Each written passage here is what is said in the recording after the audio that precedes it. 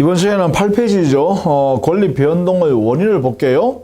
권리 변동의 원인이라는 것은 권리가 발생하거나 변경하거나 소멸하는 이런 사유가 발생하게 되는 이유죠. 거기는 법률 요건을 갖추면 권리 변동이 발생하니까요. 법률 요건과 그 법률 요건을 만드는 구체적이고 개개의 사실인 법률 사실 이 두 가지를 서로 관계를 설명하는 것이죠. 우리 교적에 표를 이렇게 만들어 놨는데 법률 사실이 모여서 법률 요건을 만들고 법률 요건을 만들어주면 법률 효과라는 권리 변동이 생긴다. 이렇게 표를 만들어 놨죠. 이때 거기에 법률 요건 밑에 보니까 법률 행위라는 법률 요건도 있고 법률 규정에 정해져 있는 법률 요건도 있다. 이렇게 표를 만들어 놨죠. 그래서 그 법률 요건에 해당되는 이것을 크게 나눠 보면 법률 행위에 의한 경우와 법률 행위가 아닌 법률 규정에 있는 것이 있다. 이렇게 나눠놨죠. 그 중에 이제 제일 중요한 것이 결국은 법률 행위겠죠. 이제 앞으로 이제 우리가 공부를 많이 해야 될 부분이 바로 법률 행위에 관한 이야기입니다. 자, 그래서 먼저 법률 요건으로서의 법률 행위와 법률 규정에서 제목을 만들어 놨죠. 거기 보면 법률 요건은 크게 법률 행위에 의한 경우하고 법률 규정에 의한 경우로 이렇게 나눌 수 있다. 표를 그냥 설명했듯이 그거죠. 여기에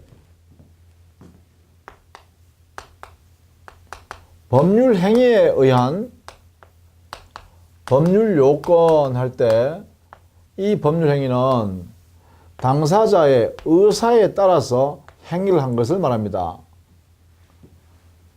당사자 의사에 따라서 의혹한 대로 법률 행위를 한 거예요. 이렇게 되면 요건상 하면 이제 법률 효과가 이렇게 발생해야 되는데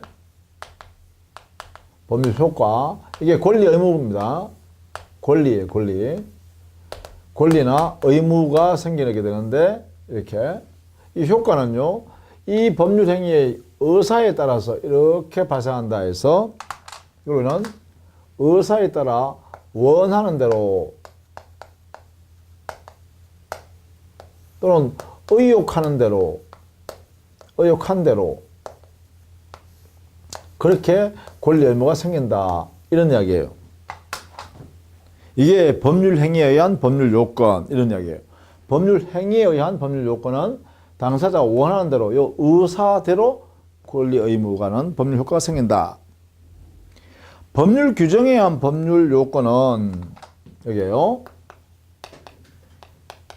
법률 규정에 여기서 만들어 놓은 법률 요건은 당연히요. 법률 규정에 그대로 정해놓은 요건이니까 법률 규정에서 정해진 법률 효과가 발생할 뿐이에요. 법률 효과가 이렇게 발생할 텐데 역시 법률 효과는 권리나 의무를 말합니다. 예. 자, 이게 말입니다. 이 권리나 의무라는 법률 효과가 어디서 나오냐 하면 여기에 법률 규정에서 이미 그대로 규정되어 있다. 그래죠. 규정되어 있는 대로 권리 의무가 생긴다. 이게 되는 거예요. 이런 영역에서 보면 바로 사적 자치라는 말을 하게 되는데 이게 사적 자치 이게 무슨 말이냐면 개인이 스스로 알아서 재산관계나 그 다음에 신분관계를 만든다는 것인데 이 사적 자치를 실현은 결국은 개인이 알아서 하는 영역이니까 당사자가 원하는 대로 하게 되는 것을 말하죠. 그러면 사적 자치를 실현하는 것은 바로 법률 행위의 이 의도에 따라서 이루어진다. 이게 원하는 대로 되니까 그럼 결국은 이렇게 됩니다. 사적 자치의 실현 수단이 바로 법률 행위에 의해서 이루어진다. 이렇게 말할 수 있겠죠. 이 사적 자치는 우리 민법이 실현하려고 하는 것입니다. 자, 민법. 자, 우리가 앞으로 민법을 공부하는데 민법은 뭐냐? 개인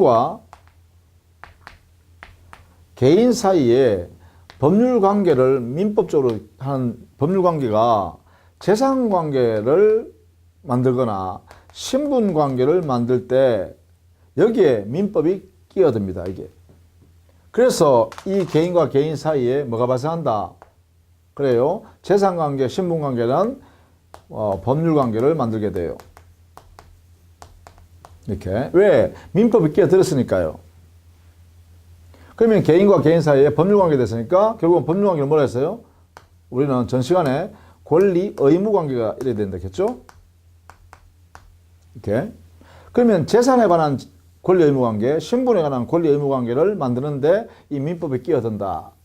자, 이때 개인과 개인은 개인이 알아서 할 수 있는 영역을 최대한 보장해 주겠다는 것이 민법의 이념이에요. 이게 바로 민법의 이념이다 이 말이죠. 개인이 알아서 이런 재산관계나 신분관계를 이루어라 이런 거예요. 그래서 민법의 이념은 바로 사적 자치의 실현입니다. 이렇게 해석한다는 것이죠. 이렇게 사적 자치의 실현이 바로 이게 민법의 이념이다. 그 민법의 이념을 실현하는 가장 중요한 수단이 뭐냐라고 하면 바로 법률행위다. 법률행위. 자, 그것이 8페이지에 제일 밑에 있는 양괄로 2번. 그렇죠? 제일 밑에 있는 양괄로 2번. 여기에 설명하고 있어요.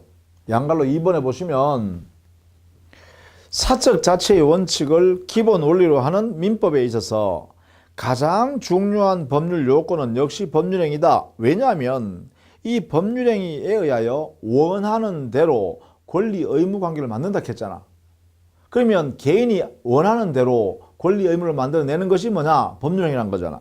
그러면 이 법률행위가 바로 사적 자치를 실현할 수 있는 방법이다. 그죠? 수단이란 거예요. 자, 그래서 우리가 배우고 있는 여러 가지 사례 중에서도 법률행위가 관계되는 것이 가장 중요하다는 거예요. 그래서 이 법률행위가 지금 뭔지는 모르지만 좌우지간 사람의 행위 중에 법률행위라는 것이 가장 중요한 내용이다라는 거예요. 지금 법률행위를 안 배웠으니까 법률행위가 뭔지는 몰라요. 좌우지간 사람이 의도적으로 의사를 가지고 행위를 한 것을 말하는데 그 법률행위라는 행위가 바로 민법의 이념인 개인이 알아서 할 수 있는 역량을 마음대로 할 수 있도록 하는 것이 바로 법률행위다. 그 법률행위를 통해서 권리 의무를 마음대로 원하는 대로 만들어낸다는 거예요. 그래서 이 법률을 근거로 해가지고 자유롭게 권리 의무를 만들어낸다. 이게 바로 원하는 대로라는 것이에요. 자, 그러면 법률행위, 이게 이제 앞으로 우리가 공부해야 될 중요한 내용입니다. 자, 그러면 우리는 법률 요건을 만드는 법률 요건 들어가는 사실들이 있을 거예요. 개개의 사실. 그걸 우리는 법률 사실이라고 한다겠죠.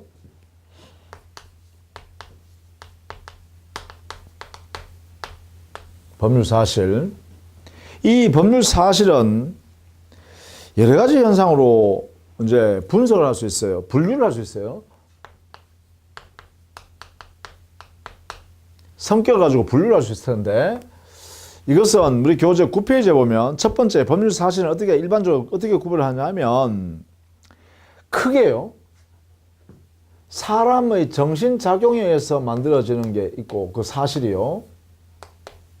이 작용에 의해서 만들어진 사실을 우리는 용태라고 크게 묻고 사람의 정신작용에 관계없는 것 비정신작용에 의하여 이루어지는 사실 그러한 사실을 뭐라고 하냐 사건이라고 해서 다 묶어버리자. 그래서 법률 사실을 크게 나누면 용태와 사건으로 이렇게 분류할 수 있다 이렇게 하는 거예요. 사람의 정신작용에 의해서 만들어지는 사실을 우리는 법률 사실이라고 그러고 용태라고 그러고 사람의 정신작용과 관계없이 발생하는 사실을 우리는 사건이라고 한다. 이렇게 나눠보자는 거예요. 그러면 사건의 대표적인 예가 어떤 거냐 하면 여기에요. 뭐 물건이 파괴된다든가 또 시간이 경과한다든가 시간이 흘러가는 거 있죠. 사람이 사망한다든가 사망한다는 사실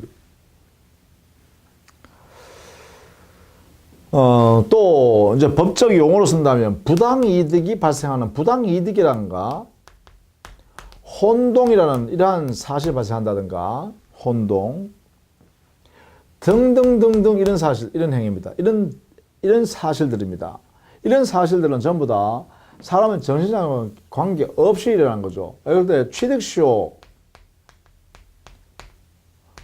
또는 소멸시효 등과 같이 이건 시간의 경과 관계되는 거죠. 이거는 시간의 경과. 그죠? 그런 면에서 이것도 사건이에요, 사건. 자, 이렇게 표현할 수 있다.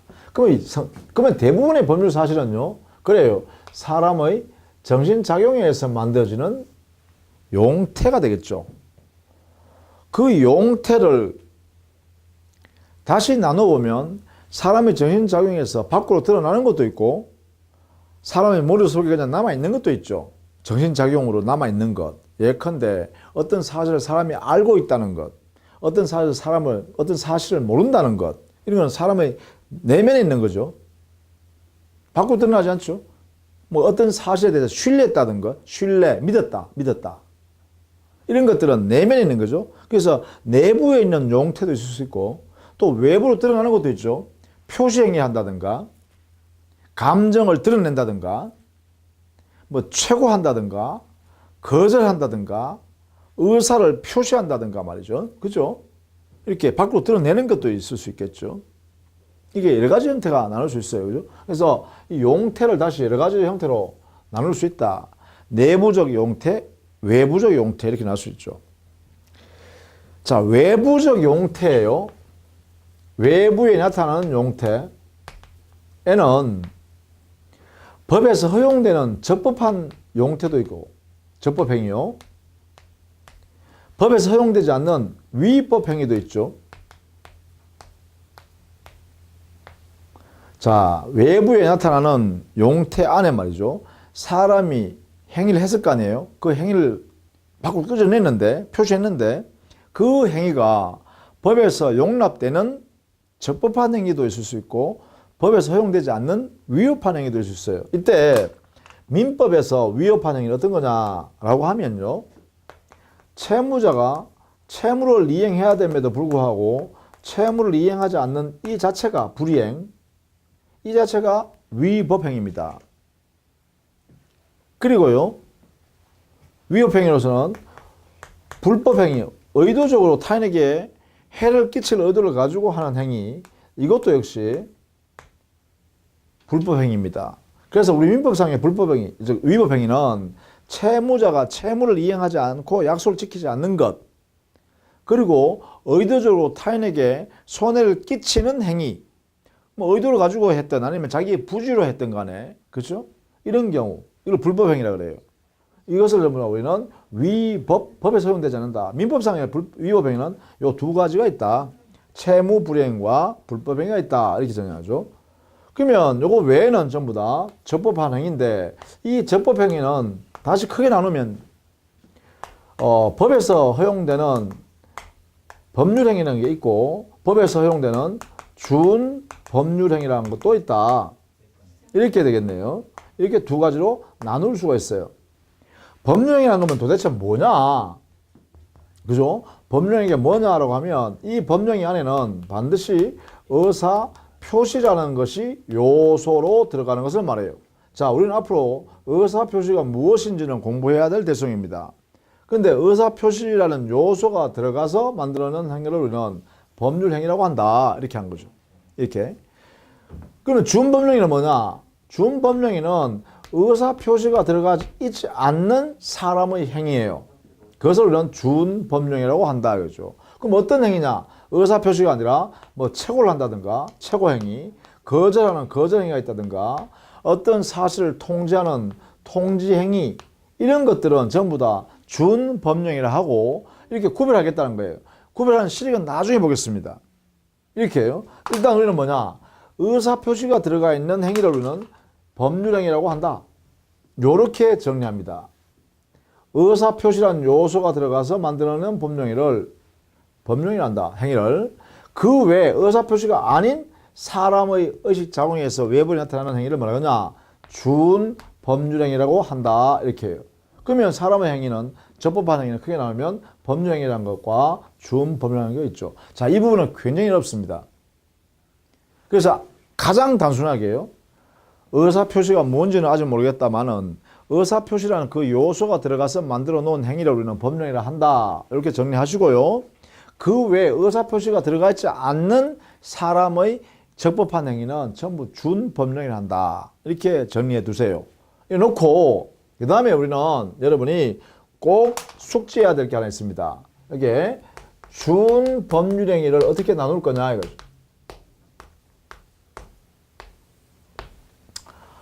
준법률행위는 원래는요 공부를 할 때 이렇게 되겠죠. 표현행위도 준법령이요 사실행위도 준법령이다. 표현행위란 것은 자기의 의식 머릿속에 있는 정신작용을 밖으로 끄집어내서 표현한다는 거예요. 그런데 다만 그 표현한 행위가 의사표시가 들어있지 않다는 거예요. 그래서 우리는 준법령이라는 거죠.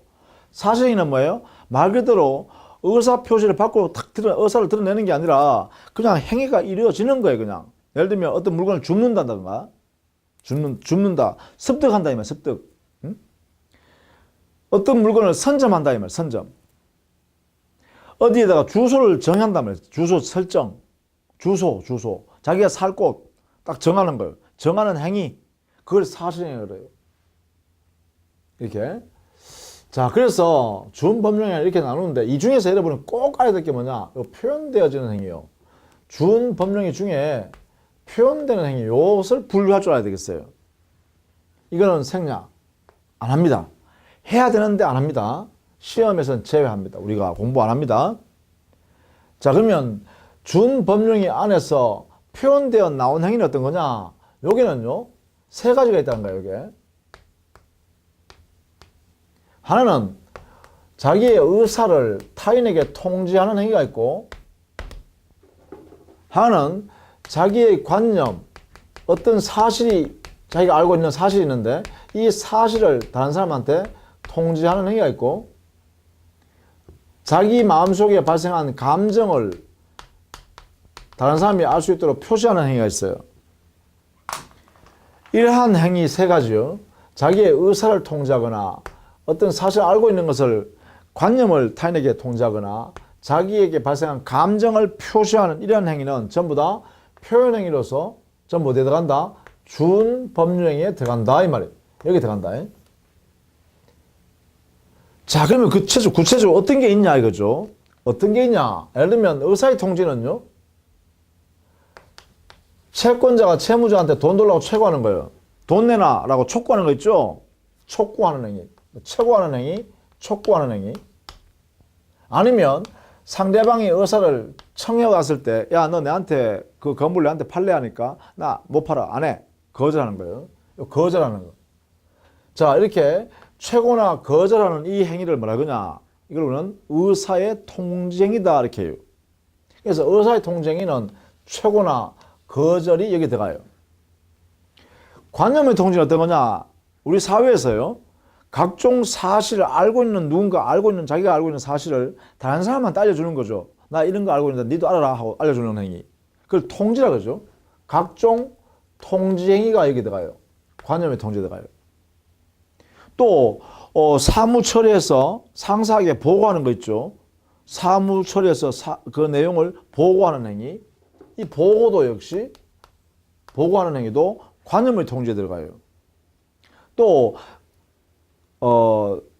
채권 양도 내가 채권을 가지고 있는데 채무자한테 자기 채권을 제3자한테 팔고 나서 채권을 판 사람이 채무자한테 야 내 채무 너한테 받을 채권 이거 다른 사람한테 팔았다. 저 사람한테 팔았으니까 나중에 저 사람한테 줘라 라고 채무자한테 통지하는 것도 관념의 통지 등등 이렇게 어떤 사실을 자기가 알고 있는 사실을 다른 사람이 알도록 알려주는 행위를 전부 다 관념의 통지라 그래요. 그 다음에 감정의 표시는 용서하는 마음이 생겼다. 이 용서가 바로 대표적인 감정의 표시행위예요. 이렇게. 자, 이렇게 각각 요 내용은 반드시 좀 알아두시라.